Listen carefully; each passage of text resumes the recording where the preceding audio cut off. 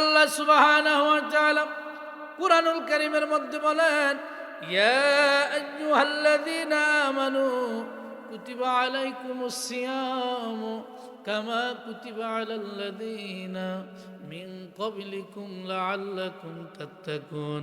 আমার আল্লাহ কয়, জগতের মানুষ,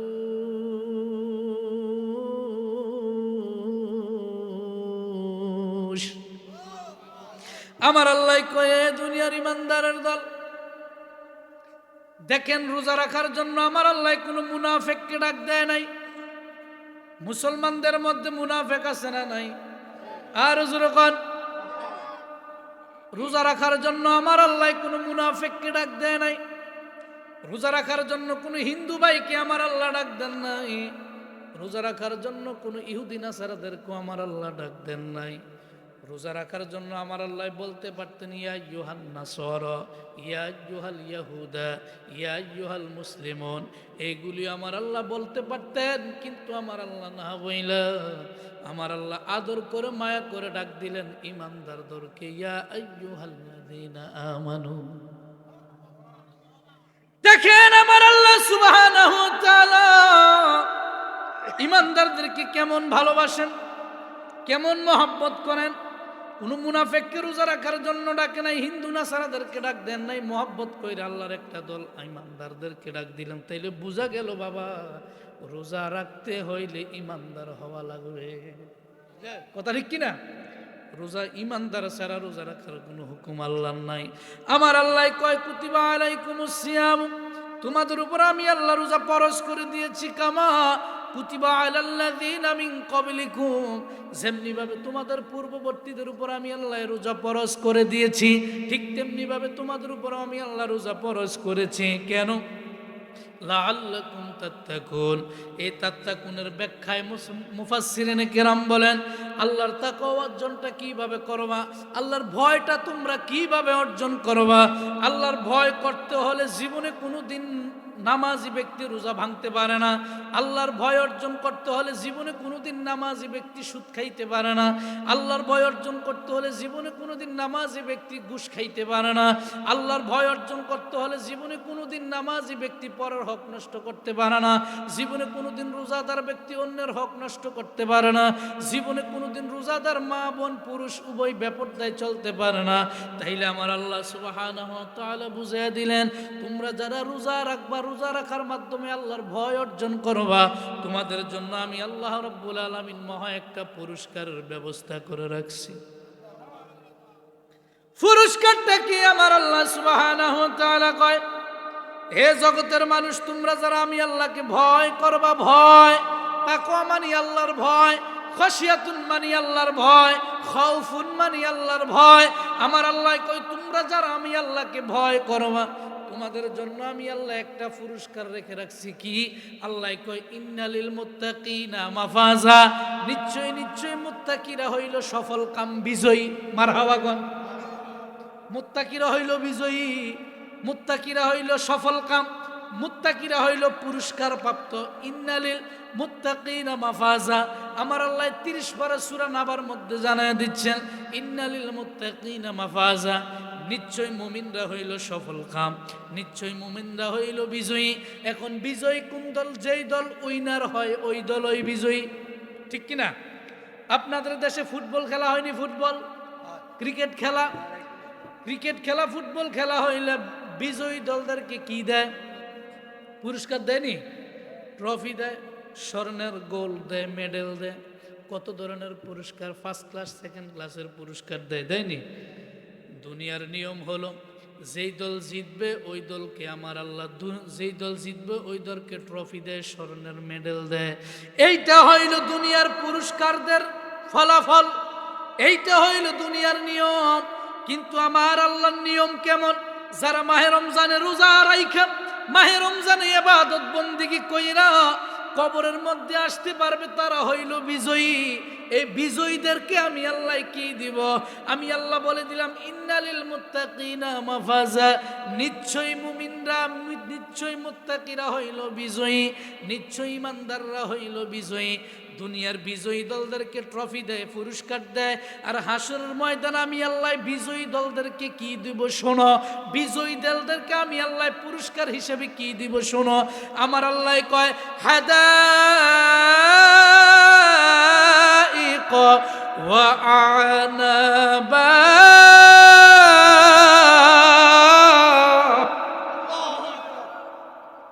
আমার আল্লাহ কয় দুনিয়ার বিজয়ী দলদেরকে মানুষ পুরস্কার দেয়, ট্রফি দেয়, আর দুনিয়ার এইটা হইল নিয়ম।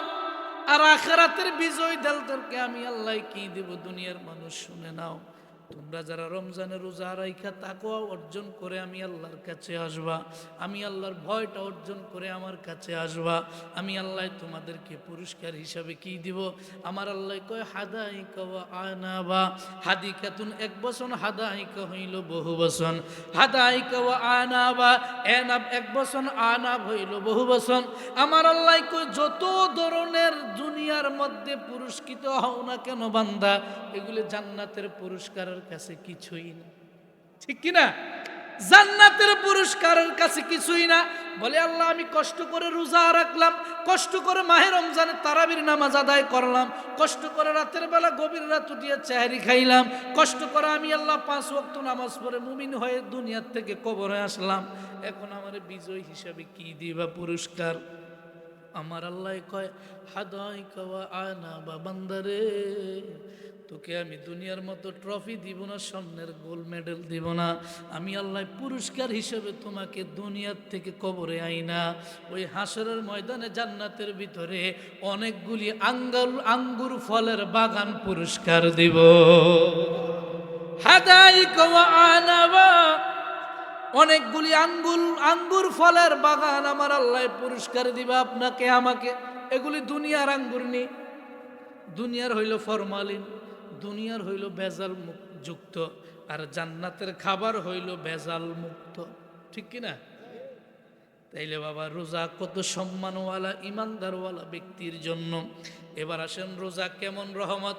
আমার মায়ের নবী রহমতুল্লিল আলামিন কয় ইদা দাখলা রমাদান, যখন তোমাদের কাছে রমজান আসে, ফুতিহাত আবওয়াবুস সামাই, আসমানের মধ্যে বাব এক বছর, আবওয়াব বহু বছর। আসমানের মধ্যে যত দরজা আছে আমার আল্লাহ রাব্বুল আলামিন বলেন আসমানের মধ্যে যত আবওয়াব আছে সমস্ত আবওয়াব দরজাগুলি মাহে রমজান আসার কারণে আমার আল্লাহ খুলে দেয়। আরো আসতে কইলেন, মাহে রমজান আসার কারণে রহমতের দরজাগুলি আমার আল্লাহ খুলে দেয়। ও ফুতিহাত আবওয়াবুল জান্নাহ, জান্নাতের যতগুলি দরজা আছে আমার আল্লাহ মাহে রমজান আসার কারণে সব দরজাগুলি খুইলা দেয়। এরপর আমার আল্লাহ কয়, আল্লাহর নবী কয় ওয়াগুল্লিকাত আবওয়াবু জাহান্নাম, জাহান্নামের দরজাগুলি আমার আল্লাহ মাহে রমজান আসার কারণে শিকল দ্বারা আবদ্ধ কইরা বন্ধ করে দেয়। এরপর আমার মায়ের নবী কয় উম্মত, মাহে রমজান আসার কারণে তোমরা যদি মাহে রমজানের রোজাগুলি সুন্দরভাবে পালন কইরা কবরে আসতে পারো, আমার মায়ের নবী কয় মান সামা রমাদান ঈমানান ওয়া ইহতিসাবান গুফিরা লাহু মা তাকদ্দামা মিন যামবিক। মায়ের নবী কয় যে ব্যক্তি সওয়াবের নিয়তে দিনের বেলায় রোজা রাখবে আর রাতের বেলায় তারাবির নামাজ আদায় করবে, আমার আল্লাহর নবী কয় তার আগের পরের জীবনের সব গুনাহ মাফ। রাজনী আপনারা? তাইলে আসেন এবার একটা রোজার কত দাম বাবা, একটা রোজার কত ফজিলত। হায়াতুল হায়ওয়ান কিতাবের মধ্যে আসছে, দুনিয়ার মধ্যে কাক চিনেননি আপনারা? কাক, কাউয়া কয় আর কি, এই কাক আমার মায়ের নবী কয় হায়াতুল হায়ওয়ান কিতাবের মধ্যে আসছে রে বাবা, জীবজন্তুর কিতাবের মধ্যে আসছে। মায়ের নবী কয় একটা কাক জন্মের পর থেকে আকাশে উঠতেছে, আকাশে উঠতেছে। পশু পাখির মধ্যে সবচাইতে বেশি হায়াত পায় কাক। দেখবেন একটা কাক জন্ম হওয়ার পর থেকে আকাশে উঠতেছে, আকাশে উঠতেছে, উঠতে উঠতে উঠতে উঠতে কাকটা একেবারে বৃদ্ধ হয়ে গেল, মাঝখানে আর জমিনে নামে নাই, মাঝখানে জমিনে।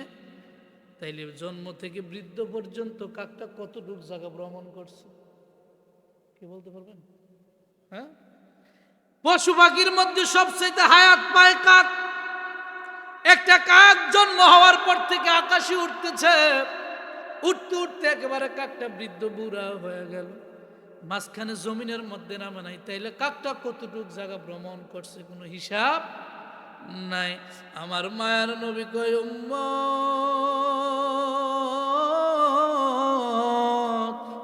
উম্মত, একটা কাক যতটুক জায়গা জন্ম হওয়ার পর থেকে বৃদ্ধ হওয়া পর্যন্ত ভ্রমণ করলো, ঠিক একটা রোজাদার ব্যক্তিকে, একটা রোজা একটা ইমানদার ব্যক্তিকে, একটা রোজা একটা নামাজি ব্যক্তিকে, একটা রোজা একটা তাকওয়াওয়ালা ব্যক্তিকে জাহান্নাম থেকে তত দূরে সরাইয়া রাখে। আর জোরে কোন সুবহানাল্লাহ। তাইলে রোজা আসার কারণে আপনারা খুশি না বেজার? আর যেরকম আমার যুবক ভাই, এক ধরনের যুবক আছে, তারা মাহে রমজান আসলে রোজা রাখে না, দিনের বেলা,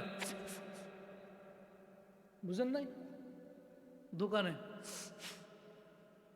চিনছেন এটা, এ ফাঁকলায় খাওয়াও খায় না, ভাতও খায় না, কিচ্ছু খায় না, খালি এটাই খানা, এটাই কি খালি সিগারেট। কেমন কপাল পড়া! এটা খাইলে যদি ফ্যাটটা বধতো, ফ্যাট ফুটতো, তাইলে একটা কথা ছিল, কিন্তু এইটা হতো না, আরো শরীরের জন্য ক্ষতি। আবার আর এক ধরনের লোক আছে, রোজা আসতেছে গ্যাস্ট্রিক বাড়তেছে, কেউ নাই, গ্যাস্ট্রিক বাড়তেছে। ও যুবক ভাই, তোমাকে আমি অনুরোধ করব, মাহে রমজান আসছে, তোমার এটা প্রস্তুতি নেওয়ার মাস, সংশোধন হওয়ার মাস, পরিবর্তন হওয়ার মাস। মাহে রমজান যুবকদের জন্য অত্যন্ত একটি গুরুত্বপূর্ণ মাস। শুধু যুবক নয়, বৃদ্ধ পর্যন্ত যারা আছে প্রত্যেকের জন্য এই মাসটা রহমতের মাস। আমি অনুরোধ করব, এই মাহে রমজানে আমার যুবক ভাইদেরকে কয়েকটি গুরুত্বপূর্ণ কাজ দিয়ে যাব, তারা এগুলি পালন করবে যদি আল্লাহ পাক তাদেরকে হেদায়েত নসিব করে, ঠিক কিনা? মাহে রমজানে আমাদের প্রত্যেকের, মাহে রমজানে আমাদের করণীয় কাজ হলো, এক নম্বরে আমরা বেশি বেশি মাহে রমজানে তওবা করব, বেশি বেশি মাহে রমজানে ইস্তেগফার করব। আমার জীবনে কত গুনাহ আছে, জীবনে কত অন্যায় আছে, হায় রে, মাহে রমজান আসার আগে গত 11 মাস কত গুনাহ করেছি, কত মানুষের বিরুদ্ধে আমি বিরুদ্ধোচ্চারণ করেছি, কত মানুষের আমি ক্ষতি করেছি, কত মানুষের গীবত গেয়েছি, কত নামাজ কাজা করেছি, কত তাহাজ্জুদ কাজা করেছি, কত ফরজ ছেড়ে দিয়েছি, কত মানুষের জিনিস চুরি করে নিয়ে এসেছি, কত মানুষের ডাকাতি করেছি, পকেট মেরেছি, মোবাইল চুরি করেছি, কত ধরনের অন্যায় 11 মাস করেছি। আমি মাহে রমজান আসছে, আমি সংশোধন হয়ে যাব, আমি মাহে রমজান বেশি বেশি আল্লাহর কাছে তওবা করব, কথা ঠিক কিনা? ইস্তেগফার করব, আল্লাহর কাছে তওবা করব, আল্লাহ মাহে রমজান আসছে, আমাকে তুমি পরিবর্তন করে দাও, আমাকে তুমি হেদায়েত নসিব করো, আমিন বলুন না। দ্বিতীয় নাম্বার কাজ হলো, যুবকদেরকে আমি বলবো, আমার যুবক ভাইরা, দ্বিতীয় নাম্বার কাজ হলো তুমি একটা রুটিন করে ফেলবা। 2 নাম্বার কাজ হলো মাহে রমজানে করণীয়, আমি গত রমজানে যে কাজগুলি করতে পারি নাই, যে আমলগুলি আমি করতে পারি নাই, মাহে রমজানে গত রমজানে আমি যেই সওয়াবগুলি কামাইতে পারি নাই, মাহে রমজানের মধ্যে অনেক আমল করার ইচ্ছা ছিল কিন্তু করতে পারি নাই, রাতের বেলা তাহাজ্জুদ পড়ার ইচ্ছা ছিল পড়তে পারি নাই, সন্ধ্যার পরে আওয়াবিন পড়ার ইচ্ছা ছিল পড়তে পারি নাই, রাতের বেলা কোরআন পড়ার ইচ্ছা ছিল করতে পারি নাই। আমি এই আমলগুলো মাহে রমজানের নিয়ম মাফিক করবো ইনশাআল্লাহ। এই জিনিসগুলো করার দরকার আসেনি, জোরে বলেন আসেনি? এরপরে 3 নম্বর কাজ হলো, মাহে রমজানে আমার যেই ধরনের জীবনের যাবতীয় যত চাওয়া পাওয়া আছে, যাবতীয় যত আশা আকাঙ্ক্ষা আছে, মনের যত তামান্না আছে, আমি মাহে রমজানে আল্লাহর কাছে চাইব। সুবহানাল্লাহ। আল্লাহ দেওয়ার জন্য প্রস্তুত কিনা? জোরে বলেন প্রস্তুত কিনা? 4 নম্বর কাজ হলো, মাহে রমজানের মধ্যে আমরা বেশি বেশি নিজের সামর্থ্য অনুযায়ী আমরা দান সৎকা করব। রাজি আছেন তো ইনশাআল্লাহ? সামর্থ্য অনুযায়ী আমরা দান সৎকা করব। মাহে রমজানের মধ্যে আল্লাহ পাক রব্বুল আলামিন আমাদের সবাইকে সামর্থ্য অনুযায়ী দান করার তৌফিক দেখ, বলুন আমিন। 5 নম্বর কাজ হলো, মাহে রমজানের মধ্যে আমরা বেশি বেশি নফল ইবাদত করব। রাজি আছেন ইনশাআল্লাহ? এক একটা নফল 70টা নফলের সমান, এক একটা নফল একটা ওয়াজিবের সমান, এক একটা নফল এক একটা ফরজের সমান, একটা ফরজ 70টা ফরজের সমান, ঠিক কিনা? আল্লাহ পাক আমাদেরকে বেশি বেশি নফল ইবাদত করার তৌফিক দেখ, বলুন আমিন। আমরা বেশি বেশি কোরআন তেলাওয়াত করবো। আরে অনেক যুবক ভাই আফসুস করে, আয় আল্লাহ মাহে রমজান রহমতের মাস চলে যাচ্ছে, আমি তো কোরআন পড়তে পারি না, একটা কোরআনের হলফ তেলাওয়াত করলে কত সওয়াব। আয় আল্লাহ আমার চোখ থেকেও অন্ধ, আমার জবান থেকেও বোবা, তোমার ফাক কালাম আমার হাতে, আমি কোরআন পড়তে পারি না। আয় আল্লাহ আমি কি করব? আল্লাহ বলে টেনশন করিও না, অজু করে পবিত্র হয়ে কোরআনটাকে মহব্বত করো, কোরআনটাকে বুকে নাও। বান্দারে কোরআন পড়লে যে সওয়াব পাইতি, নিজের ভুল স্বীকার করার কারণে, কোরআনকে মহব্বত করার কারণে আমি সেই সওয়াব তোর আমলে দিয়ে দেব। কতক্ষণ ঠিক কিনা? তাইলে কোরআনকে মহব্বত করার দরকার আসেনি? মাহে রমজানে আরেকটা আমল হলো, আমরা বেশি বেশি করণীয় কাজ হলো, আমরা মাহে রমজানে নিয়ম মাফিক একটা রুটিন করব। যুবক ভাইরা, আমি ফজরের নামাজের পরে কি করব, ফজর থেকে জোহরের পর্যন্ত আমি কি করব, জোহর থেকে আসর পর্যন্ত আমি কোন সময় কোন কাজে ব্যয় করব, আসর থেকে মাগরিব পর্যন্ত কি করব, মাগরিব থেকে আসা পর্যন্ত কি করব, একটা রুটিন করব নিয়ম মাফিক। ঠিক ওই রুটিন অনুযায়ী যদি চলি, ইনশাআল্লাহ আমার মন সাক্ষী দিচ্ছে, তুমি যদি জিরো থাকো মাহে রমজানে এই আমলগুলি করার কারণে তুমি হিরো হইতে দেরি হবে না। কথা ঠিক কিনা? এই জন্য আমরা বেশি বেশি আল্লাহর কাছে মাহে রমজান ইস্তেগফার করবো, তওবা করবো। রাজি আছেননি সবাই? এই রহমতের মাস চলে যাচ্ছে, আর আসবে না। আল্লাহ বলেন প্রথম 10 দিন হইল রহমত, প্রথম 10 দিন রহমত। আল্লাহ নবী রহমতুল্লিল আলামিন বলেন, বান্দারে আমার কোনো উম্মত যদি এই মাহে রমজানের মধ্যে 10টি রোজা সুন্দরভাবে আদায় করতে পারে, আল্লাহ পাক তাকে সারাটা বছর রহমতের ছায়া দিয়ে রাখবে। যেরকম না সুবহানাল্লাহ। এরপর আল্লাহ তো রহমত দিয়েছে, আর কি দিবে?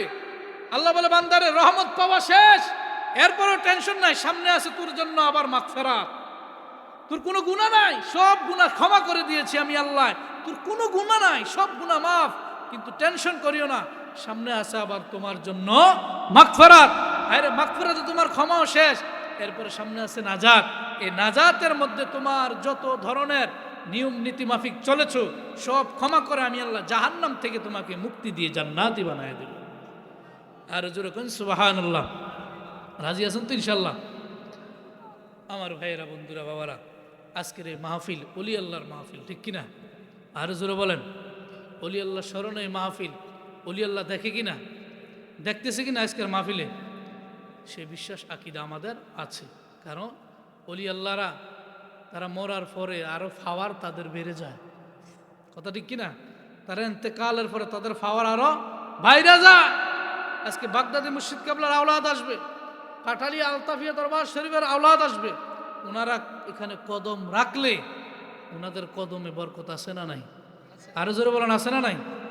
আমার ভাইয়েরা, বন্ধুরা, বাবারা, আমার আল্লাহ রাব্বুল আলামিন এই ওলিদের দাওয়াত কোরআনুল কারীমে কিভাবে দিচ্ছেন?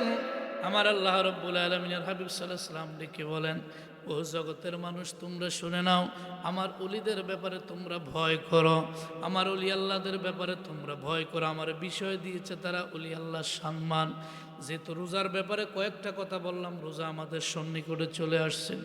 এ ওলিদের সম্মান কেমন, ওলিদের মর্যাদা কেমন, ওলিদের পাওয়ার কেমন, আমার হাবিব সাল্লাল্লাহু আলাইহি ওয়াসাল্লাম বলতেছেন, হে জগতের মানুষ, ইত্তাকু ফিরাসাতাল মুমিনিন, তোমরা আমাদের ওলিদের নজরকে ভয় করো, তোমরা ওলি আল্লাহর নজরকে তোমরা ভয় করো। কারণ ইয়ানজুরু বিনুরিল্লাহ, আমার ওলিরা স্বয়ং আমার আল্লাহর নজর দেখে।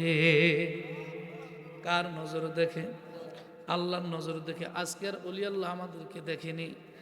এটা আমার কথা নয়, আমার আল্লাহ কুরআনুল কারীমের মধ্যে 10 পারায় বলেন, ইয়াকুল আমালু ফাসায়ারাল্লাহু আমালাকুম ওয়া রাসূলুহু ওয়াল মুমিনুন। এই জগতের মানুষ শুনে নাও, তোমরা যে আমল করো তোমাদের আমলগুলি আমি আল্লাহ দেখি। ফাসায়ারাল্লাহ, তোমাদের আমলগুলি আমি আল্লাহ দেখি। শুধু আমি আল্লাহ নয়, ওয়া রাসূলুহু, এবং আমার রাসূল দেখে, ওয়াল মুমিনুন, যারা আমার ওলি আল্লাহ তারাও তোমাদের আমলগুলি দেখতে পায়। কথা ঠিক কিনা? আমার ভাইয়েরা, বন্ধুরা, বাবারা, এই ওলিদের শানে আমার আল্লাহ ওয়াজ করেন, আলা ইন্না আউলিয়া আল্লাহি লা খাউফুন আলাইহিম ওয়া লা হুম ইয়াহজানুন। আমার আল্লাহ কয়, আলা, সাবধান সাবধান সাবধান। ইন্না আউলিয়া আল্লাহি, নিশ্চয় যারা আমার বন্ধু, অলি এক বচন আউলিয়া বহু বচন, নিশ্চয় যারা আমার আল্লাহর বন্ধু, যারা আমি আল্লাহর রহমত প্রাপ্ত বান্দা, যারা আমি আল্লাহর মাহবুব বান্দা, তাদের লা খাউফুন, কোনো ভয় নাই, ওয়ালা হুম ইয়াহজানুন, তাদের কোনো কবরে হাসরে মিজানে ফুলসরাতে কোনো চিন্তাও নাই। এই অলিদের মধ্যে একজন অলি হইল খাজা জুনাইদ বগদাদি রহমতুল্লাহি আলাইহি। ঠিক নেই? জুনাইদ বগদাদির নাম শুনছেন নি?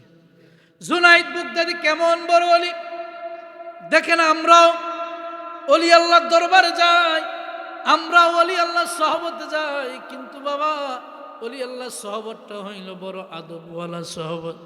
জুনাইদ বগদাদি রহমতুল্লাহি আলাইহি একদিন তার মুরিদকে নিয়ে সফরে রওনা হয়ে গেলেন। এই যে রমজান আসতেছে, রমজান আসলে দেখবেন অনেকগুলি মানুষ প্রথম কয়েকদিন একটু ফিসাব সাজে, কি আছে না, পাঞ্জাবি টুপি আবাকা জুব্বা লাগাইয়া খুব সুন্দরভাবে কয়েকদিন একটু চলাফেরা করে, 5 ওয়াক্ত নামাজ মসজিদে যায়। 10 রোজা পার হওয়ার পরে আর তাদেরকে খুঁজে পাওয়া যায় না। ঠিক নেই? 10 রোজা পার হওয়ার পরে আর খুঁজে পাওয়া যায় না। যদিও রমজান মাসটা কোনো রকম মসজিদে যায়, রমজান শেষ তার নামাজও শেষ। এরকম মুসলিম আপনারা আড্ডা বড়ুরা নাই? এদিকেও আসেনি? আছে। জুনাইদ বগদাদি রহমতুল্লাহি আলাইহি তার মুরিদকে নিয়ে রওনা হলেন সফরে। দিনের দাওয়াত দিবেন। দিনের দাওয়াত কিভাবে দিবেন? যাইতে যাইতে তিনি হঠাৎ করে জোহরের নামাজের সময় হইল। কোন নামাজ? আর জোরে কোন? জোহরের নামাজের সময় হয়ে গেল। জোহরের নামাজের সময় হওয়ার পরে জুনাইদ বগদাদি রহমতুল্লাহি আলাইহি তিনি দেখতেছেন কোথাও কোনো মানুষ খুঁজে পাওয়া যাচ্ছে না জামাতে নামাজ পড়ার জন্য। তিনি একজন আর তার খাদেম একজন, 2 জন। আমাদের দেশে আমরা জামাতে নামাজ পড়ি না বাবা। বহু যুবক ভাই আছে মসজিদে আজান হয় কিনার দিয়ে হাইটা যায়, কিন্তু মসজিদে ঢুকে না। কেউ আসেনি? বহু মুসল্লি আছে আজান শুনে, মসজিদে আজান হচ্ছে নিজ কানে শুনছে, কিন্তু মসজিদের কিনার দিয়ে হাঁটে, মসজিদে যায় না। কপাল পরে জামাতে নামাজ পড়ানো। জামাতে নামাজের কত গুরুত্ব বাবা দেখেন। জুনাইদ বগদাদি রহমতুল্লাহি আলাইহি তিনি যখন জীবনে কোনোদিন নামাজ কাজা হয় নাই, জামাত কাজা হয় নাই, কিভাবে জামাতে নামাজ পড়বে? তিনি একজন আর তার সঙ্গে খাদেম একজন, 2 জন লোক, 3 জন হইলে মোটামুটি একটা জামাতের মিল হয়। ঠিক নেই? 3 জন হইলে মোটামুটি একটা জামাতের মিল হয়, সম্ভব হয়।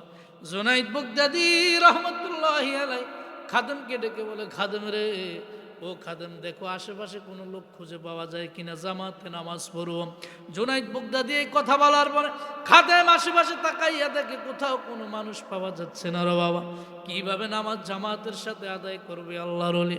এই জুনাইদ বগদাদি আল্লাহর ওলি জুনাইদ বগদাদি রহমতুল্লাহি আলাইহি ডেকে বলে, খাদেম রে, আমি জুনাইদের জীবনে কোনোদিন জামাত কাজা হয় নাই, আমি জুনাইদ জীবনে কোনোদিন জামাত ছাড়া নামাজ পড়ি নাই, আমি জুনাইদ কোনোদিন জীবনে নামাজ ত্যাগ করি নাই।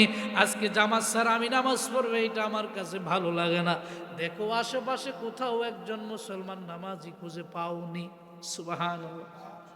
আর যখন আল্লাহ রাসূল পাইতে আমি বায়াত হইলাম, মুর্শিদ চান হয় না যে বদনাম, মুর্শিদ চান হয় না যে বদনাম। আল্লাহ রাসূল পাইতে আমি বায়াত হইলাম বাবা, আল্লাহ রাসূল পাইতে আমি বায়াত হইলাম, মুর্শিদ চান হয় না যে বদনাম। তরিকতের আমল করে কত ভাই উঠল উপরে রে, আমায় রাখো সুনজরে, আমার আমল কম, মুর্শিদ চান হয় না যে না মারহাবা খান। জুনাইদ বাগদাদী রহমতুল্লাহি আলাইহি তিনি দেখতেছেন আশেপাশে কোথাও কোনো মানুষ খুঁজে পাওয়া যায় না। এই জুনাইদ বাগদাদী যাইতে যাইতে একটা জঙ্গল দিয়ে অতিক্রম করতেছেন। একটা জঙ্গল দিয়ে হাঁটার পর হঠাৎ করে মুরিদকে ডেকে বলে, খাদেম রে, ও খাদেম, দেখো কোথাও একজন মানুষ পাওয়া যাচ্ছে কিনা, জামাতের সময় চলে যাচ্ছে, নামাজের সময় পার হয়ে যাচ্ছে। জুনাইদ বাগদাদী রহমতুল্লাহি আলাইহি দেখে বলতেছেন, দেখো কোনো মানুষ পাওনি। মুরিদ আশেপাশে টোকে দেখে কোথাও কোনো মুসল্লি নাই। হঠাৎ করে জুনাইদ বাগদাদী আর তার খাদেম দেখতেছেন জঙ্গল থেকে একটা লোক কাঠ কাটে মাথার মধ্যে কাঠের টুকরো নিয়ে রাস্তা দিয়ে আসতেছে। সুবহানাল্লাহ। জুনাইদ বাগদাদী খাদেম ডেকে বলে, ও খাদেম, দেখো একটা লোক মাথার মধ্যে কাঠুরির বোঝা নিয়ে আসতেছে, মনে হয় এই লোকটা নামাজি হবে। আর দেরি নাই, তাকে ডাইকে আমি জুনাইদের কাছে নিয়ে আসো, আমরা একসঙ্গে নামাজ পড়ব। সুবহানাল্লাহ। দেখেন নামাজের কত গুরুত্ব বাবা। জুনাইদ বাগদাদী রহমতুল্লাহি আলাইহি যখন মুরিদকে বললে তাকে নিয়ে আসো, মুরিদ তাকে আনার জন্য রওনা হয়ে গেলেন।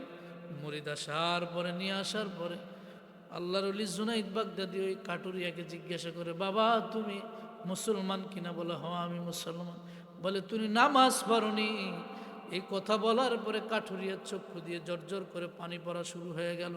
আল্লাহর ওলি জুনাইদ বাগদাদী ডেকে বলে, আমি তোমাকে কান্না করতে বলি নাই, আমি তোমাকে কাদার কথা বলি নাই, আমি তো তোমাকে মারধর করি নাই, কোনো গালিও দেই নাই, কোনো খারাপ কথাও বলি নাই। ও বাবা তুমি কান্না করো কেন? জুনাইদ বাগদাদীকে ওই কাঠুরিয়া ডেকে বলে, হুজুর, এই সর্বপ্রথম আমি আপনার জবান দ্বারা শুনেছি মুসলমান হওয়ার পরে মুসলমান নামাজ ছাড়া থাকে, এই কথা আমি আপনার জবানে সর্বপ্রথম শুনেছি। কথা বুঝেন নাই? মুসলমান হওয়ার পরে মুসলমান নামাজ পড়ে না, এটা আপনার জবানে প্রথম শুনলাম। তার মানে তিনি কি বুঝিয়ে দিলেন? মুসলমান নামাজ পড়ে। জুনাইদ বাগদাদী কে আলহামদুলিল্লাহ বলে, তাইলে বাবা তুমি নামাজ পড়ে? বলো অবশ্যই। বলে, অজু আসেনি? তাড়াতাড়ি অজু কইরা আসো, যেহেতু তুমি জঙ্গলের থেকে কাঠ এইটা আসছো। এইটা বলার পরে কাঠুরিয়ার জবান দিয়ে আরো বেশি ঝরঝর করে পানি পড়া শুরু হয়ে গেল। আরো অজরে তিনি কান্না করতেছেন। জুনাইদ বাগদাদী রহমতুল্লাহি আলাইহি এই কথা বলার পরে তার চক্ষু দিয়ে আরো কান্না বেশি বেয়ে বেয়ে পড়ে। ওই কাঠুরিয়া ডেকে বলতেছেন, জুনাইদ বাগদাদী বলে, তুমি কান্দো কেন? তোমাকে কাদার কথা বলি নাই। বলে, হুজুর আপনি প্রথম বলেছেন মুসলমান নামাজ ছাড়া থাকে, এটা আমি আপনার জবানে শুনেছি সর্বপ্রথম। এবার হুজুর আসেনি জিজ্ঞাসা করতেছেন, আমি আপনাকে জানাই দিচ্ছি গো হুজুর, মুসলমান যিনি হয়েছে, মুসলমান হওয়ার পর মানুষ মুসলমান অজু ছাড়া থাকে, এইটা আমি আপনার জবানে প্রথম শুনলাম। আর হুজুর তাইলে মুসলমান অজু অবস্থায় থাকে, ঠিক কিনা? মুসলমান কখনো অজু ছাড়া থাকে না। আপনারা যারা এখানে আসছেন অধিকাংশ লোকের কি নেই? অজু নাই। আর কাঠুরিয়া বুঝাই দিচ্ছে, আমি জংলায় কাঠ কাটতে পারি, জংলায় কাঠুরিয়া হইতে পারি, আমি মুসলমান, আমি নামাজও পড়ি, আমি অজু ছাড়া কোনোদিন থাকি না। জুনাইদ বাগদাদী এই কথা বলার পরে তিনি আরো আনন্দিত হয়ে গেলেন। কি ব্যাপার, জংলায় কাঠ কাটে, এবারে কোনোদিন অজু ছাড়া থাকে না, নামাজ কোনোদিন কাজা হয় নাই। জুনাইদ বাগদাদী ডেকে বলেন, হে মুরিদ, আর দেরি নাই, তোমরা নামাজের মধ্যে দাঁড়িয়ে যাও, জামাতে আমরা নামাজ আদায় করব। জুনাইদ বাগদাদী যখন নামাজে দাঁড়ায় গেলেন, ওই কাঠুরিয়াকে জিজ্ঞাসা করে, ভাই আপনি নামাজের ইমামতি করেন, যেহেতু আপনাকে বহুদিন পরে আমি পাইছি, বহুদিন পরে এরকম একজন আল্লাহর বান্দা পেয়েছি, আপনার পিছনে নামাজ পড়া আমার বড় সৌভাগ্যবান হবে, আপনি নামাজ পড়েন বাবা। জুনাইদ বাগদাদী কয়, না আপনি পড়েন। কাঠুরিয়া কয়, আমি পড়াবো না, আপনি ইমামতি করেন। শুয়েছেন কোনোদিন কবরে? হ্যাঁ, এখন যদি কবরে ফাঁস দিয়ে এটা একজন লাট যদি খারাপ, আসসালামু আলাইকুম, জাগাত থাকবেন নি? আর লাফের লগে চতুর্থ আসমান উঠতে যেতেন না নি? আমরা আব্দুল্লাহ ইবনে মুবারক তিনি কবরের ভিতরে দাঁড়ায় দাঁড়ায় নামাজ পড়ে ইবাদত বন্দেগী করতেছেন। আর মালিক আর ওই বেজাল লাগাইনারা দূরের থেকে তাকায় তাকে সব দেখে। মালিক কবরস্থানে যায় দেখে আব্দুল্লাহ ইবনে মুবারক কবরের ভিতরে দাঁড়ায় দাঁড়ায় ইবাদত বন্দেগী করে নামাজ পড়ে। আব্দুল্লাহ ইবনে মুবারক সারা রাত দাঁড়ায় দাঁড়ায় কবরের ভিতরে নামাজ পড়ে ইবাদত বন্দেগী করে আল্লাহর ডাকে। যে মাত্র মুয়াজ্জিন মসজিদের ভিতরে ফজরের নামাজের আজান দিল, আজান দেওয়ার পরে আব্দুল্লাহ ইবনে মুবারক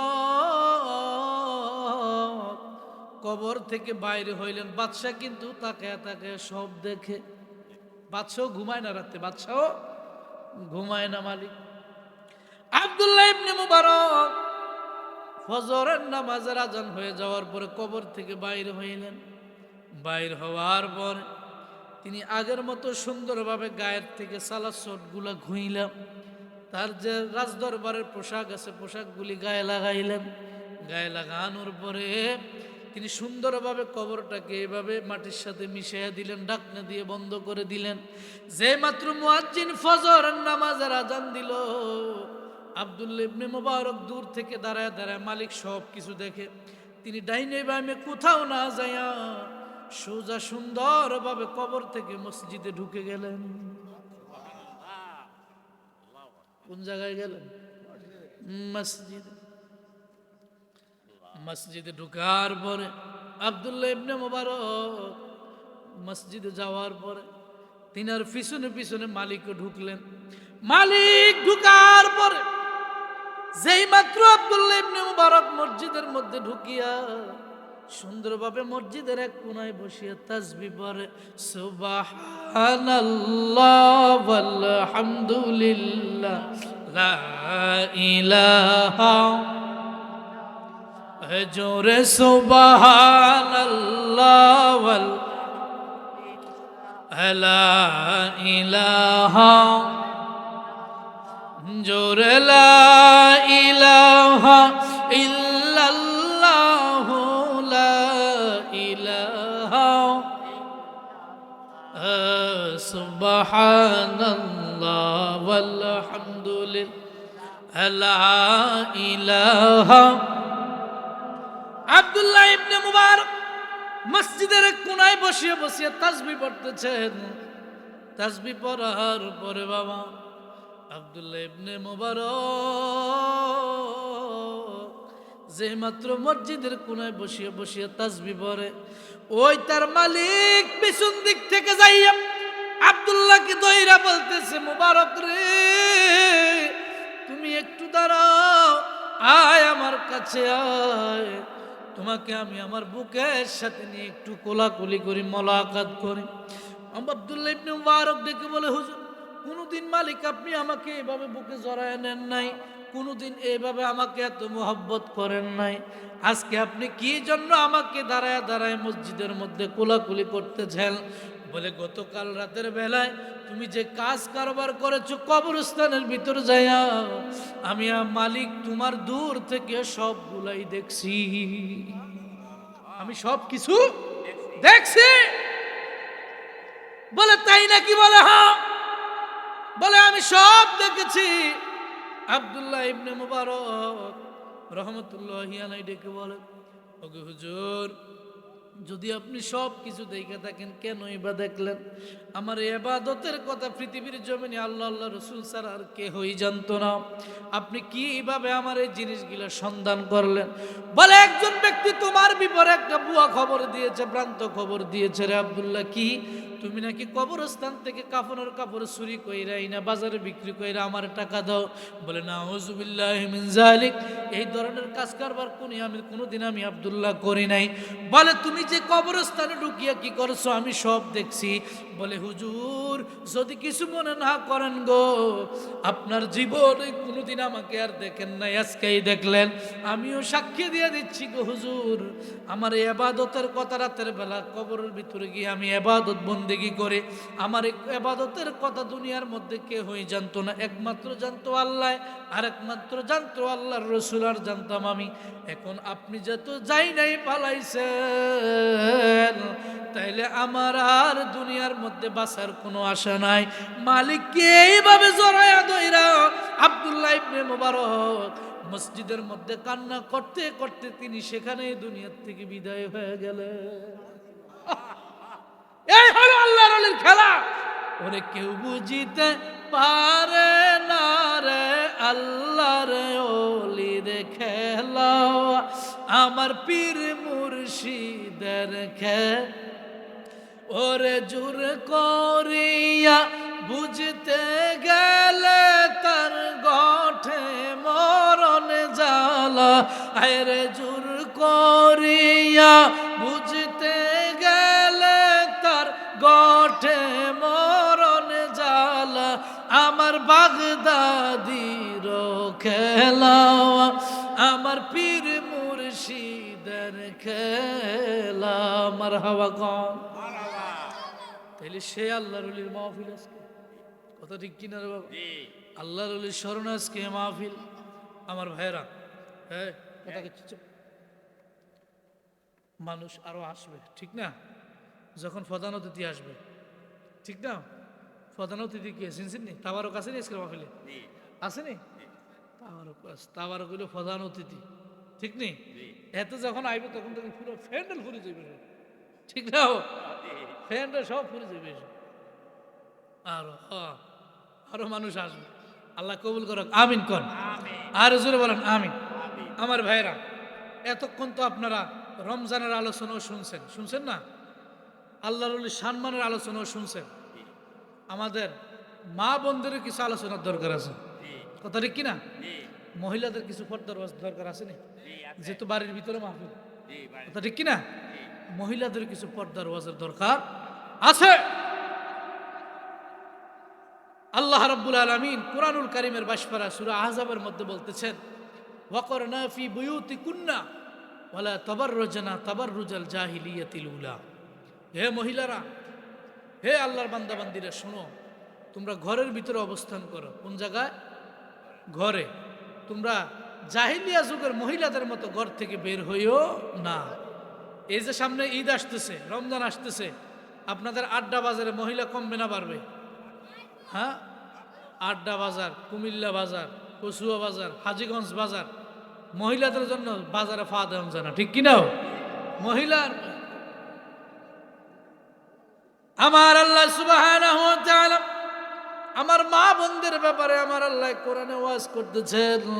হে মা বোনেরা, আপনারাও শুনেন, কারণ আপনারা কোনো সাধারণ ব্যক্তি নয়, আপনারা কোনো জেনেতন ব্যক্তি নয়, আপনারা হইলেন গাউসে পাক আব্দুল কাদের জিলানী রহমতুল্লাহি আলাইহির মায়ের মতো মা, আপনারা হইলেন মা ফাতেমার মতো মা, আপনারা মা খাদিজার জীবনের দিকে তাকান, মা আয়েশা সিদ্দিকা রাদিয়াল্লাহু তাআলা আনহার জীবনের দিকে আপনারা তাকান।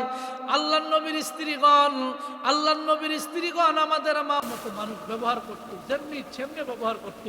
একমাত্র ইসলাম আয়েশা, আমার রাসূল আয়েশা নারীদেরকে সম্মান দিয়েছেন। সুবহানাল্লাহ। সম্মান ধরে রাখার দরকার আছে, ধরে বলেন আসেনি?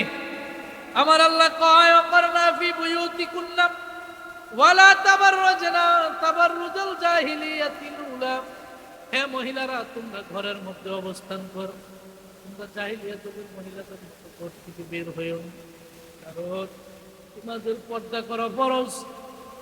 আল্লাহ রাব্বুল আলামিন তোমাদের জন্য অনেক সুন্দর সুন্দর নেয়ামত জান্নাতের ভিতরে আমার আল্লাহ সাজায় রাখছেন। মহিলাদের ব্যাপারে, পর্দার ব্যাপারে আমার আল্লাহ রাসূল কয়, মেরাজ থেকে আসার পরে আমার মায়ের নবী রাহমাতুল লিল আলামিন আয়েশা সিদ্দিকা রাদিয়াল্লাহু তাআলা আনহাকে ডেকে বলে, হে আয়েশা, তোমরা বেশি বেশি সাদকা করো, তোমরা বেশি বেশি আল্লাহর রাস্তায় ব্যয় করো। বলে, কেন ইয়া রাসূলুল্লাহ? বলে, আমি রাসূল যখন মেরাজের মধ্যে গেলাম, আমি রাসূল জান্নাত জাহান্নাম ভিজিট করলাম। জান্নাতে যাওয়ার পর অনেক সুন্দর সুন্দর নেয়ামত আমি রাসূল দেখলাম। জান্নাতে ঢোকার পর অনেক চমৎকার চমৎকার নেয়ামত আমি রাসূল সাল্লাল্লাহু আলাইহি ওয়াসাল্লাম দেখলাম। কিন্তু আমি রাসূল জান্নাত দেখিয়া খুব খুশি হয়ে গেলাম।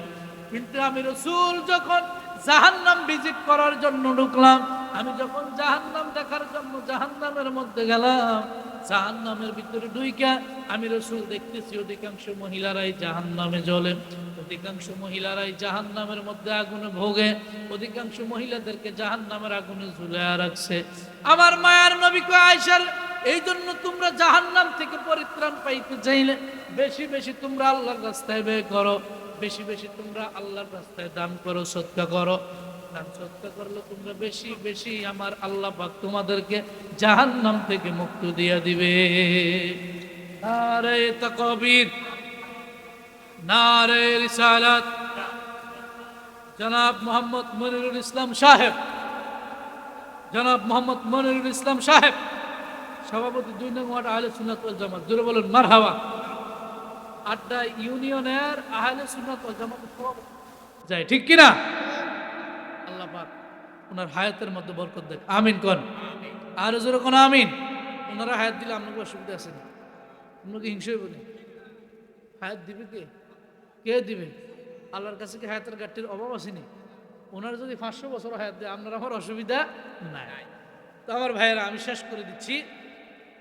মহিলাদের ব্যাপারে আমার রসুল বলছে, মহিলারা, হে আয়েশা, তোমরা বেশি বেশি দান সদকা করো। কারণ আমি রসুল জান্নাত জাহান্নাম মেরাজের রাতে ভিজিট করার পরে দেখলাম জাহান্নামের মধ্যে অধিকাংশই হইল মহিলারা। কথা ঠিক কিনা? অধিকাংশই হইল মহিলারা। এই জন্য তোমরা বেশি বেশি দান সদকা করো। মা বোনেরা, আপনারাও শুনবেন, কারণ আপনাদের আলোচনা শোনার দরকার আছে। আল্লাহ পাক যেন আমাদের মা বোনদেরকে পর্দা করার তৌফিক দিয়ে, বলেন আমিন। আর জোরে কোন আমিন। আমার ভাইয়েরা, বন্ধুরা, বাবারা, পাকিস্তানের একজন আলেম, উনি একটা কিতাব লিখেছেন আযাবুল কবর। ওই কিতাবের মধ্যে আল্লামা তারিক জামিল রাহমাতুল্লাহি আলাইহি উনি চমৎকার ভাবে একটা কথা এনেছেন মহিলাদের পর্দার ব্যাপারে। রে বাবা, ও মা বোনেরা, আপনারাও শুনেন। এই আলোচনাগুলি যদি আপনি শুনে আমল করতে পারেন, হতে পারে আমল করার কারণে আল্লাহ পাক আপনাকে জান্নাত দিবে। আল্লাহর ওলি পাকিস্তানের তারিক জামিল সাহেব যে কিতাবটা লিখলেন, আফ্রিকার জমিনে একজন ব্যক্তি রাস্তা দিয়ে হাঁটতেছেন। রাস্তা দিয়ে হাঁটার সময় তিনি দেখতেছেন চতুর্দিক থেকে আওয়াজ আসতেছে, আমাকে বাঁচাও, আমাকে বাঁচাও। রাস্তার চতুর্দিক থেকে আওয়াজ আসে, আমাকে বাঁচাও। তিনি ডানে বামে তাকিয়ে দেখতেছেন, কোথাও কোনো মানুষ পাওয়া যাচ্ছে না। কিরে, কোনো মানুষের আশ্বাস নাই, কোনো মানুষ দেখা যাচ্ছে না, কিন্তু আওয়াজ আসতে কোত্থেকে, আমাকে বাঁচাও, আমাকে বাঁচাও, আমাকে বাঁচাও। তিনি একটু গভীরভাবে ধ্যান করলেন, গভীরভাবে চিন্তা করে দেখতেছেন আওয়াজটা কোথাও থেকে আসে না, একমাত্র মাটির নিচে কবর দেখতে এই আওয়াজটা আসতেছে। কবরের নিচ থেকে আওয়াজ আসতেছে, আমাকে বাঁচাও। এই ব্যক্তিটা চিন্তায় পড়ে গেল, টেনশনে পড়ে গেল, কি করব? চিৎকার করতেছেন। চিৎকার করতে করতে মানুষগুলিকে এক জায়গায় করলেন। এক জায়গায় করার পরে এলাকার মধ্য থেকে একজন বড় আলেম আনা হলো। একজন আলেম আনার পরে আলেমকে জিজ্ঞাসা করে, হুজুর, আমরা এখন কি করব? বলো, তোমরা যে কবর থেকে আমাকে বাঁচাও আওয়াজটা আসতেছে, তোমরা ওই কবরটাকে একটু খনন করো। কবরটাকে যেই মাত্র খনন করলো, বাবা, দেখতেছে একজন উলঙ্গ মহিলা মাটির ভিতর থেকে বাইর হইল। এই উলঙ্গ মহিলার নাভির নিচ থেকে পা পর্যন্ত পুরো শরীরে শুধু আগুন আর আগুন।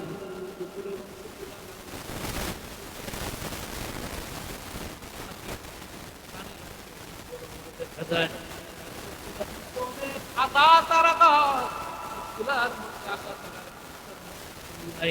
মাথার মধ্যে শুধু আঘাত আর আঘাত, মাথার মধ্যে বিন্দু পরিমাণ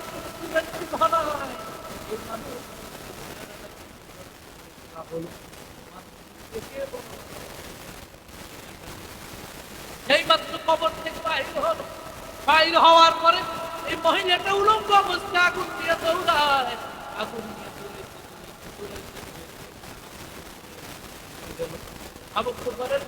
তারপরে আশেপাশের মানুষগুলি ওই মহিলার পিছনে দৌড়াইতেছে।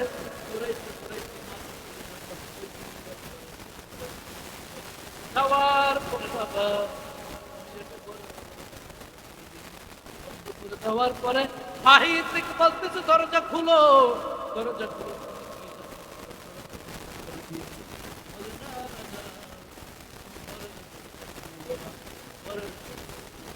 কেন? আমাকে দেখে তোমরা সহ্য করতে পারবে না। বলে তুমি ঘরের দরজা খুলো, তোমাকে আমরা বাঁচানোর জন্য আসছি। আমার শাস্তি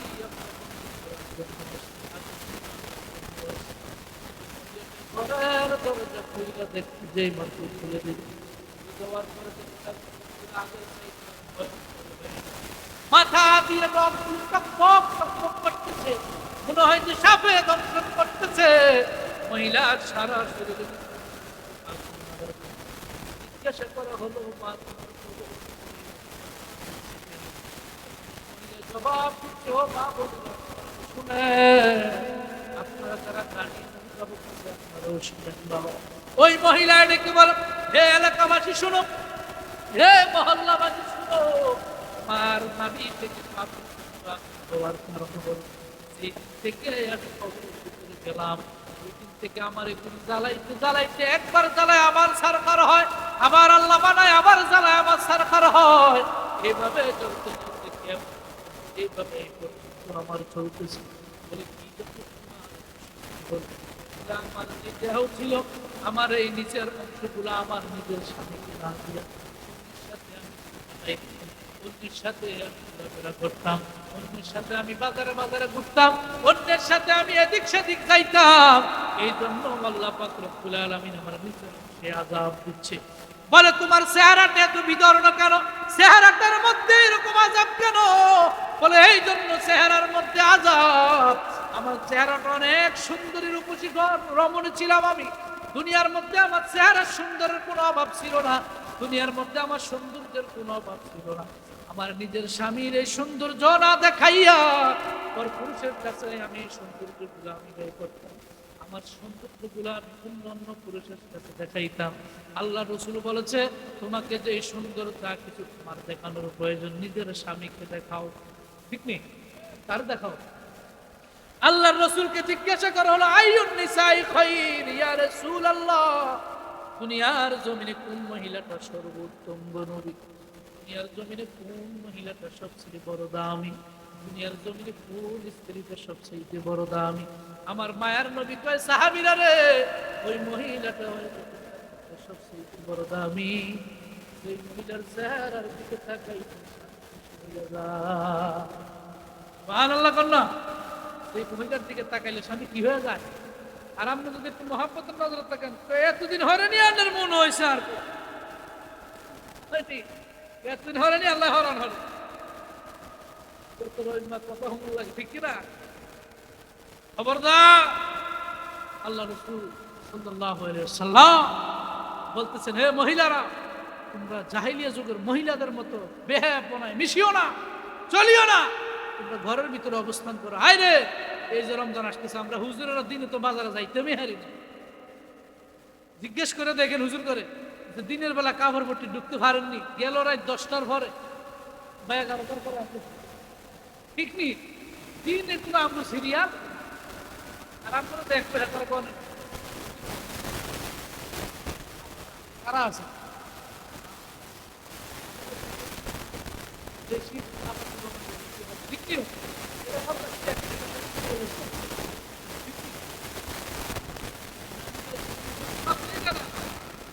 মার্কেটে গেলে দামই কেন, তাহলে আপনি আমার লোক বেশি মন করুন, আপনি আমি মুলাই যাই না, বহুত কিছু তর্ক বিতর্ক হবে। মহিলারা আমার খালা কত ধরনের কথা কইয়া গলাইয়া 5 টাকারে 13 টিয়া কিনে পিকনিক। হ্যাঁ, যান সহকারে বাজারে যান, নিষিদ্ধ করে নাই, কারণ আপনারা হইলেন মা খাদিজাতুল কুবরার মতো মা, মা আয়েশা সিদ্দিকার মতো মা, মা ফাতেমাতুজ জাহরার মতো মা। মা ফাতেমা এমন একজন মহিলা, এই মহিলা জীবনে কোনোদিন বেগানা পুরুষ থাক দূরের কথা, আল্লাহর রাসূলের সাহাবীরা মা ফাতেমা, কারণ দেখি না জান্নাতে সাইয়্যিদাতুন নিসাই আহলিল জান্নাহ, তার ব্যাপারে বলেছেন আমার ফাতেমা হলো জান্নাতের সমস্ত মহিলাদের সর্দারি। ফাতেমা আপনাদের পারিবারিক ফ্যামিলিগত যত সমস্যা আছে আপনার স্বামীকে বলবেন, তারা আপনাদেরকে সবকিছু মেনটেন করে দিবে। আর এখন তো মাশাআল্লাহ প্রবাস ভাইরা আছে, মহিলাদের কাছে দাম হারাই দেয়, আপনারা নিজের ইচ্ছা মতন। একটা মহিলা যদি, আল্লাহর কসম, একটা মহিলা যদি বিদেশে স্বামীর কষ্ট দেখতো, স্বামী যে পরিশ্রম করে বিদেশে, একটা মহিলা যদি নিঃশব্দ দ্বারা দেখতো, জীবনে করে স্বামীরটা কম তো তারা ঠিক কিনা? একটা মহিলাও স্বামীরটা কম পরিশ্রমটা দেখতো, দেখে না? এই জন্য মাসে মাসে দেয় মতো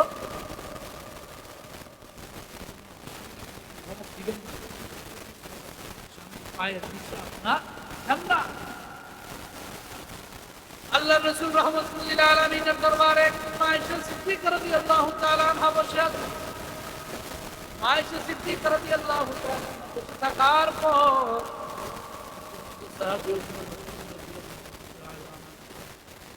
তিনি চোখে দেখেন অন্ধ।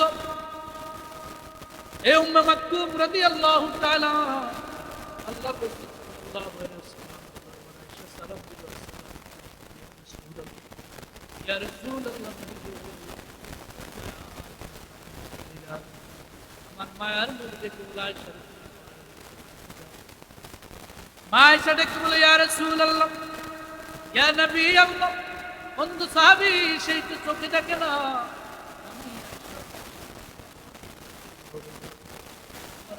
আয়েশা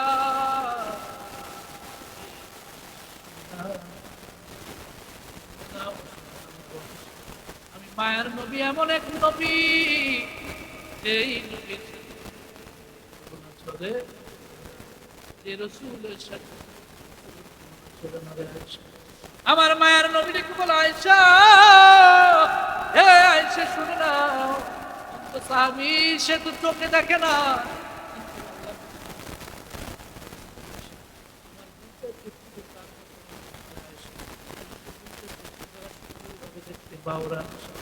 সে যদি তোমাকে না দেখে কিনা, এই জন্য তুমি ঘরে চলে যাও। আমার রাসূল উভয় স্বামী স্ত্রী উভয়ের জন্য, পুরুষ মহিলা উভয়ের জন্য আল্লাহ দিয়েছেন। এই জন্য আল্লাহ রাসূল বলে, সেমনি ভাবে নারীদের জন্য করে ফরজ, ঠিক পুরুষদের জন্য ফরজ। আল্লাহ পাক রব্বুল আলামিন হাবিব সাল্লাল্লাহু আলাইহি ওয়াসাল্লাম একটা হাদিসে বলেন, ওয়ান জাবির রাদিয়াল্লাহু তাআলা উতিতু খামসান আন ক্বাবলি মুশরিকুন শাহাদ رجل من أمتي أدرك الصلاة فليصلي وأحلت المغانم ولم تحل له لأحد قبلي وفي الشفاعة وبين الشفاعة فاختلف الشفاعة وهي لمن مات لا يشرك بالله شيئا رواه الترمذي وابن ماجه. سبحان الله.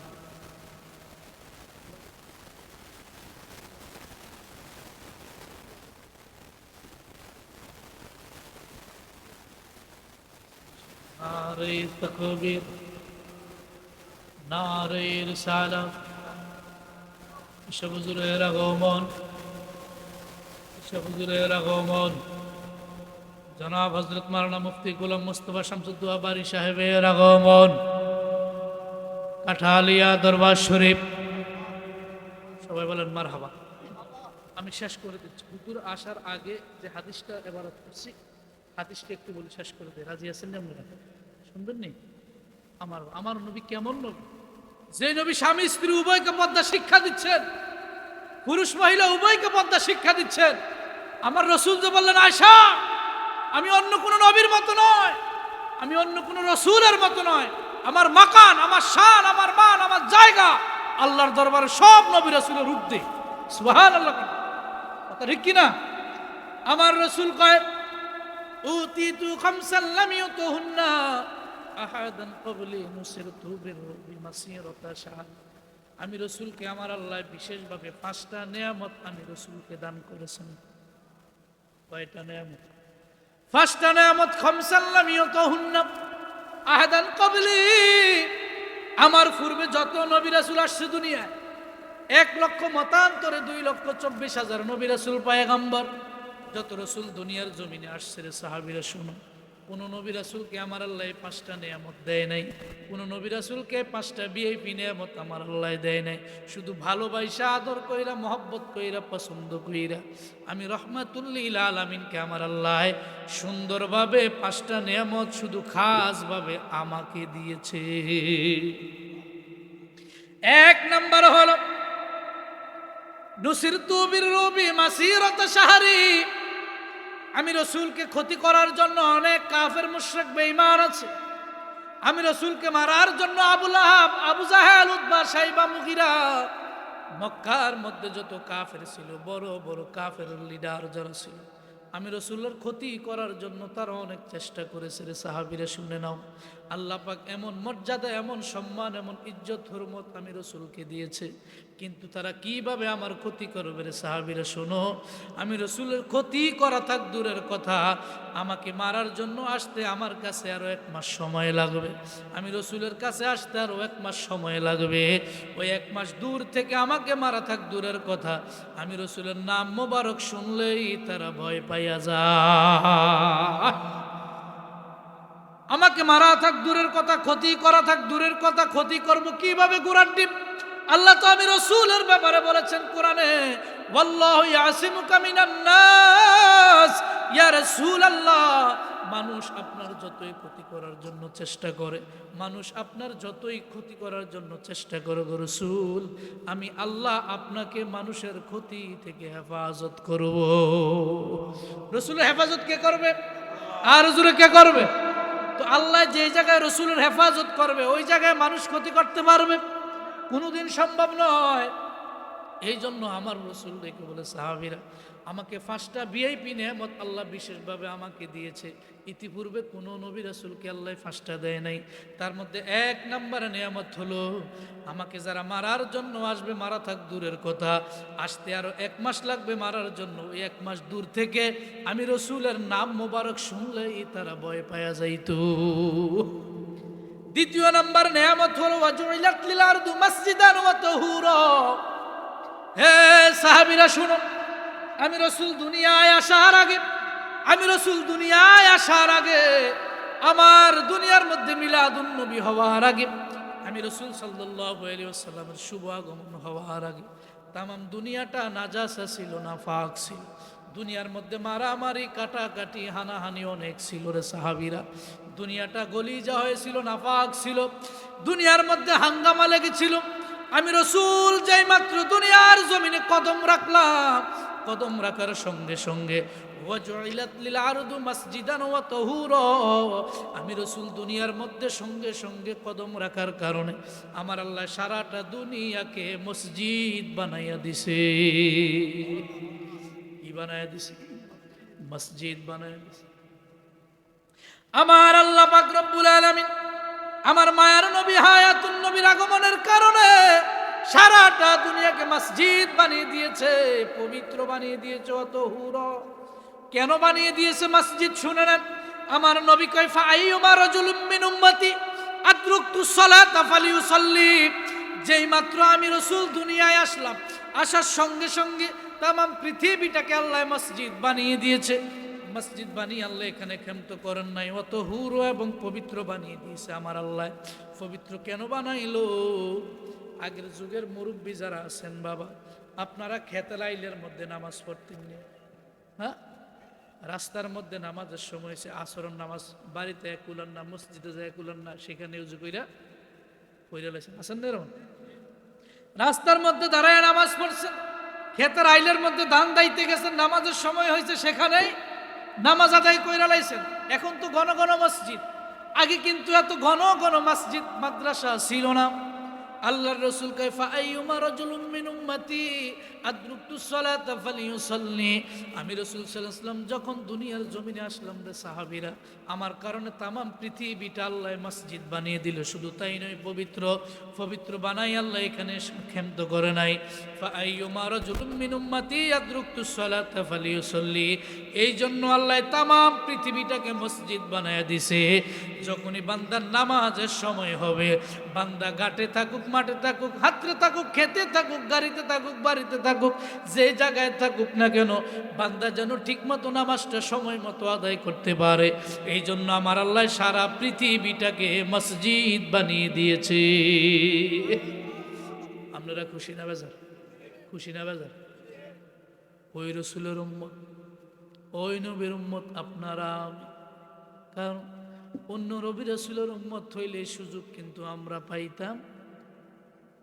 তৃতীয় নম্বরে নেয়ামত হলো, এক নাম্বার রসুলকে ভিআইপি নেয়ামত পাঁচটার মধ্যে এক নাম্বার হলো রসুলের নাম শুনলে কাফেরেরা ভয় পাওয়া যাইত। দ্বিতীয় নাম্বার হলো রসুলের ওয়াজুইলাত লিল আরদু মাসজিদান। আমার রসুল আগমনের সঙ্গে সঙ্গে তাম পৃথিবীটাকে আল্লাহ মসজিদ বানায়া দিল। তৃতীয় নাম্বার হলো ওয়া উহিল্লাত লিল মাগানিমা। হে সাহাবায়ে কেরাম, অন্য অন্য নবী রাসূলের জন্য গনিমতের মাল হালাল ছিল না, অন্য অন্য পয়গম্বরের জন্য গনিমতের মাল হালাল ছিল না, কিন্তু আমি রহমাতুল লিল আলামিনের জন্য আমার আল্লাহ গনিমতের মালগুলি হালাল করিয়া দিয়েছে। চতুর্থ নাম্বার হলো ওয়া উতিতুশ শাফাআ। আজকে আমাদের দেশে অনেক মৌলবী রাসূলের শাফায়াত করতে পারতো না, কি আছে না, রাসূলের শাফায়াত মানি না। আল্লাহর রাসূল কয়, বুখারী মুসলিমের হাদিস, মুত্তাফাকুন আলাইহির হাদিস, কয় ওয়া উতিতুশ শাফাআ। হাশরের ময়দানে আমার আল্লাহ আমি মায়ার নবী রাহমাতুল লিল আলামিনকে শাফায়াত করার অনুমতি দিবেন। শাফায়াত করার ক্ষমতা আমি রাসূলকে আল্লাহ দিবেন। শাফায়াতে কুবরা আমি রাসূলকে আল্লাহ দান করুন। ওয়া উতিতুশ শাফাআ, আমাকে শাফায়াত আতা করা হবে, দান করা হবে, দেওয়া হবে। আমি রাসূলকে, আমার গুনাহগার উম্মতকে ডান হাত ধরে ধরে জাহান্নাম থেকে মুক্ত করে আমি রাসূল শাফায়াত করে সুপারিশ করে আল্লাহর আটখানা জান্নাতের ভিতরে ঢুকিয়ে দিব। সুবহানাল্লাহ। রাসূল শাফায়াত করবে, ক্ষমতা আসেনি? এই ক্ষমতা আসেনি? দিছে কে? কথা কয় না কে? এটাই শাফায়াতের হাদিস নয়, আরো আছে। আল্লাহর নবী রাহমাতুল লিল আলামিন কয় وعن عوف بن مالك رضي الله تعالى عنه قال قال رسول الله صلى الله عليه وسلم آتم من عند ربي فخيرني بين أن يدخل نصف أمة الجنة وبين الشفاعة فاخترت الشفاعة وهي لمن مات لا يشرك بالله شيئا। মায়ের নবী রাহমাতুল লিল আলামিন একদিন মসজিদে নববীর মধ্যে বসে আছে। হঠাৎ করে জিবরাইল আমিন আসলেন। আসার পরে ইয়া রাসূলুল্লাহ, আল্লাহ আপনার জন্য দুইটা সংবাদ নিয়ে পাঠাইছে। সুবহানাল্লাহ। কয়টা সংবাদ? দুইটা সংবাদ নিয়ে আল্লাহ রাব্বুল আলামিন পাঠাইছে। দুইটা সংবাদের মধ্যে আমার মায়ের নবী জিজ্ঞাসা করে, ইয়া হে জিবরাইল বলো দুইটা সংবাদ কি আল্লাহ পাক আমি রাসূলের জন্য প্রেরণ করেছে? বলে দুইটা সংবাদের ইয়া রাসূলুল্লাহ, আপনি যেই কোনো একটা সংবাদ রাখতে পারবেন, একটা জিনিস আপনার কাছে রাখতে পারবেন, আরেকটা আপনি ছেড়ে দিতে হবে। বলে দুইটা জিনিস কি? আতিম মিন ইনদি রাব্বি ফাখাইয়ারনি বাইনা আন ইয়াদখিলু নিসফু উম্মাতিন জান্নাহ ওয়া বাইনা শাফাআ। ইয়া রাসূলুল্লাহ, এক নাম্বার সংবাদ হলো আল্লাহ পাক আপনি রাসূলের জন্য পাঠিয়েছে কি? হাশরের ময়দানে আপনার যত উম্মত হবে, হাশরের মাঠে যত, মনোযোগ নাই, হাশরের ময়দানে আপনি রাসূলের যত উম্মত হবে, ইয়া রাসূলুল্লাহ, ইয়া হাবিবাল্লাহ, নবী গো, কিয়ামতের ময়দানে আপনার যত উম্মত হবে গো নবী, সমস্ত উম্মতগুলি কোনো হিসাব হবে না, নিকাশ হবে না, মিজানের পাল্লা নেকিবদি হবে না। আপনি রাসূলের যত উম্মত হবে আল্লাহ সিদ্ধান্ত নিয়েছে হিসাব ছাড়া আইয়া দেখিলু নিসফু উম্মাতিন জান্নাহ, আপনার উম্মতের মধ্যে অর্ধেক উম্মত জান্নাতে ঢুকিয়ে দিবে, বাকি অর্ধেক জাহান্নামে দিবে। আপনি রাজি নি? সুবহানাল্লাহ। কথা বুঝেন নাই? আমার নবীর যত উম্মত আছে হাশরের ময়দানে সব উম্মতগুলি যখন আল্লাহ উপস্থিত করে বলবে, ইয়া রাসূলুল্লাহ, কোনো হিসাব নিকাশ হবে না, কোনো মিজান টিজান কিছুই ওজন করা হবে না। আপনার যত উম্মত আছে আইয়া দেখিলু নিসফু উম্মাতিন জান্নাহ, আপনার অর্ধেক উম্মত জান্নাত দিব, আর অর্ধেক উম্মত জাহান্নামে দেব, আপনি রাজি কিনা বলেন? বলে এটা প্রথম সংবাদ। বলে দ্বিতীয় সংবাদটা কি জিবরাইল? বলে দ্বিতীয় সংবাদটা কি? বলে দ্বিতীয় সংবাদ হলো ওয়াবাইনাশ শাফাআত ফাখতারতুশ শাফাআত ইয়া রাসূলুল্লাহ। এক নাম্বার সংবাদ হলো হয়তো অর্ধেক উম্মত জান্নাত, বাকি অর্ধেক জাহান্নাম, এক নাম্বার। আর দ্বিতীয় নাম্বার হলো আপনি কি শাফাআতের অধিকার গ্রহণ করবেন কিনা। এইটা আল্লাহ আমি জিবরাইলকে পাঠাইয়া আপনাকে বলতে বলছে। ইয়া রাসূলুল্লাহ, আপনি যদি রাজি থাকেন হয়তো এক নাম্বারটা গ্রহণ করেন, অথবা দুই নাম্বার সংবাদ কি, আপনি হাসরের ময়দানে উম্মতকে সুপারিশ করতে পারবেন। আমার নবী কয়, জিবরাইল, আমার অর্ধেক উম্মত জান্নাত যাবে, বাকি অর্ধেক উম্মত জাহান্নামে যাবে। আমি অর্ধেক উম্মত লয়ে জান্নাতে চলে যাব রে জিবরাইল, আর বাকি অর্ধেক উম্মত জাহান্নামে হাউমাউ করে চিৎকার করবে, কান্না করবে। এইটা আমি মায়ের নবী রাহমাতুল লিল আলামিন সহ্য করতে পারবো না। ও জিবরাইল, তার চেয়ে ভালো হবে আমি রসুলের মনে হয় ফাখতারতুশ শাফাআত, আমি রসুল শাফাআতের অধিকারে গ্রহণ করলাম। শাফাআত করবে হাসরে, আল্লাহ রসুল শাফাআত করে করে আমাদেরকে জান্নাতে পৌঁছায়া দিবে। চতুর্থ নাম্বার নেয়ামত হলো আমার রসুলকে যে আল্লাহ দান করলো, ওয়া উতিতুশ শাফাআত, আমাকে আল্লাহ শাফাআতে আতা দান করবেন হাসরে। পঞ্চম নাম্বার হলো ওয়া উতিতুশ শাফাআত ওয়া বুইস্তু ইলান নাসি নারাই তাকাবির। আমার আল্লাহ সুবহানাহু ওয়া তাআলা জিকিরের গুরুত্ব কুরআনুল কারীমে কিভাবে দিচ্ছেন দেখেন। আমার আল্লাহ নামাজের দাওয়াত দিলেন কুরআনুল কারীমের মধ্যে 82 জায়গায়। ওয়াকিমুস সালাতা ওয়া আতুজ যাকাত, তোমরা নামাজ কায়েম করো, যাকাত প্রদান করো। যাকাত দেওয়ার, নামাজ কায়েম করার হুকুম হইল আল্লাহর। আমার আল্লাহ কুরআনুল কারীমে নামাজের দাওয়াত দিলেন 82 জায়গায়। রোজার দাওয়াত দিলেন, ইয়া আইয়ুহাল্লাযীনা আমানু কুতিবা আলাইকুমুস সিয়াম, তোমরা রমজান মাসে রোজা ফরজ করেছি, রোজা পালন করো। এরপরে আমার আল্লাহ সুবহানাহু ওয়া তাআলা হজের দাওয়াত দিচ্ছেন কুরআনুল কারীমে কয়েক জায়গায়। ওয়ালিল্লাহি আলান নাসি হজ্জুল বাইতি মান ইসতাতাআ ইলাইহি সাবিলা, হজের দাওয়াত দিলেন আল্লাহ কয়েক জায়গায়। এরপর আমার আল্লাহ সুবহানাহু ওয়া তাআলা নফল নামাজের দাওয়াত দিলেন তাহাজ্জুদের। ওয়া মিনাল লাইলি ফাতাহাজ্জাত বিহি নাফিলাতাল লাক, আমার আল্লাহ বললেন তোমরা রাতের বেলায় নফল পড়ো, তাহাজ্জুদ আদায় করো, কয়েক জায়গায়। এরপর আমার আল্লাহ পর্দার দাওয়াত দিলেন কয়েকবার। ওয়া করনা ফি বুয়ুতিকুন্না ওয়ালা তাবাররুজনা তাবাররুজাল জাহিলিয়াতিল উলা, হে মহিলারা তোমরা পর্দা করো, ঘরের মধ্যে অবস্থান করো, তোমরা জাহিলিয়া যুগের মহিলাদের মতো ঘর থেকে বের হয়েও না, হুকুম হইল আমার আল্লাহর। দেখেন বাবা, নামাজের দাওয়াত দিলেন কয়েক জায়গায়, রোজার দাওয়াত দিলেন 3-4 জায়গায়, নামাজের দাওয়াত দিলেন 82 জায়গায়, হজের দাওয়াত দিলেন 10-15 জায়গায়, তারপরে আমার আল্লাহ পর্দার দাওয়াত দিলেন 4-5 জায়গায়। কিন্তু আমার আল্লাহ জিকিরের দাওয়াত দিলেন কুরআনুল কারীমে 286 জায়গায়। আর ওয়াস্তেগণ, জিকিরের দাওয়াত দিলেন কুরআনুল কারীমে 286 জায়গায়। নামাজের দাওয়াত দিলেন আমার আল্লাহ 82 জায়গায়, ইমানের দাওয়াত দিলেন 88 জায়গায়, হজের দাওয়াত দিলেন 10-15 জায়গায়, পর্দার দাওয়াত দিলেন 8-10 জায়গায়। কিন্তু আমার হাবিব সাল্লাল্লাহু আলাইহি ওয়াসাল্লামের জিকিরের দাওয়াত, আল্লাহর জিকিরের দাওয়াত আমার আল্লাহ কুরআনুল কারীমে 286 জায়গায় দিলেন। এবার আসেন, জিকিরের দাওয়াত দিল 286 জায়গায়, নামাজের দাওয়াত দিল 82 জায়গায়, ইমানের দাওয়াত দিল আমার আল্লাহ কোরআনের 88 জায়গায়, পর্দার দাওয়াত দিলেন 10-15 জায়গায়, হজের দাওয়াত দিলেন 8-10 জায়গায়। আমার আল্লাহ রাব্বুল আলামিন নফল নামাজের দাওয়াত দিলেন 3-4 জায়গায়। আমার রাসূল সাল্লাল্লাহু আলাইহি ওয়াসাল্লামের, হাবিব সাল্লাল্লাহু আলাইহি ওয়াসাল্লামের দাওয়াত দিলেন কুরআনুল কারীমে 1400 জায়গায়। আমার রসুলের দাওয়াত দিলেন 1400 জায়গায়। তাইলে আমার আল্লাহ বুঝাইয়া দিলেন নামাজ পড়বা, রোজা রাখবা, হজ করবা, যাকাত দিবে, ইবাদত বন্দেগী তাহাজ্জুদ যাই করবা, কিন্তু সবচাইতে বেশি আমার হাবিবকে স্মরণ করতে হবে। কথা ঠিক কিনা? এই কথাটাই আমার আল্লাহ বুঝাইতে চাচ্ছেন। এবার আসেন, আমার আল্লাহ সুবহানাহু ওয়া তাআলা কুরআনুল কারীমের 9 পারার 9 পৃষ্ঠায় কি দাওয়াত দিচ্ছেন।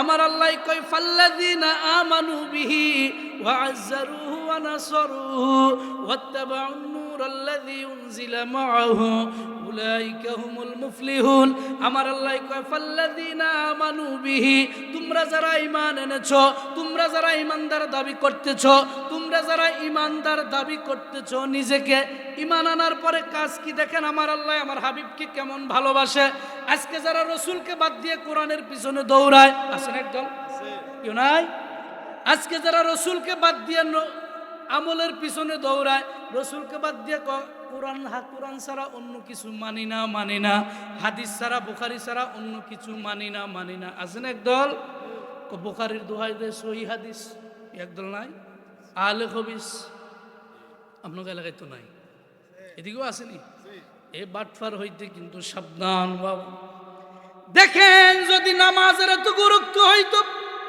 আমার আল্লাহ ঈমান আনার পরে কিসের দাওয়াত দিত ঈমান আনার পরে কাজ কি আমার আল্লাহ 9 পৃষ্ঠার মধ্যে আমার আল্লাহ দেখায় দিলেন ঈমান আনার পরে আমার আল্লাহ নামাজের দাওয়াত দেয় নাই ঈমান আনার পরে আমার আল্লাহ যাকাতের দাওয়াত দেয় নাই ঈমান আনার পরে আমার আল্লাহ সুবহানাহু ওয়া তাআলা পর্দার দাওয়াত দেন নাই ঈমান আনার পরে আমার আল্লাহ হজের দাওয়াত দেন নাই ঈমান আনার পরে আমার আল্লাহ রাব্বুল আলামিন জিকিরের দাওয়াত দেন নাই ঈমান আনার পরে আমার আল্লাহ রাব্বুল আলামিন ইবাদতের দাওয়াত না দিয়া আমার আল্লাহ ঈমান আনার পরে এক নাম্বার দাওয়াত দিলেন ফাল্লাযীনা আমানু বিহি ওয়া আযজারুহু তোমরা যারা ঈমান এনেছো ঈমান আনার পরে এক নাম্বার কাজ হইল কি ফাযজারুহু আমার রাসূল সাল্লাল্লাহু আলাইহি ওয়াসাল্লামকে তোমরা সম্মান করা আমার রাসূলরে কি করা কি রে বাবা ঈমান আনার পরে নামাজের দাওয়াতে না আল্লাহ আগে দিব হজের দাওয়াতে না আল্লাহ দিব রোজার দাওয়াত আল্লাহ আগে দিব জিকিরের দাওয়াত তাহাজ্জুদের দাওয়াত আগে দিব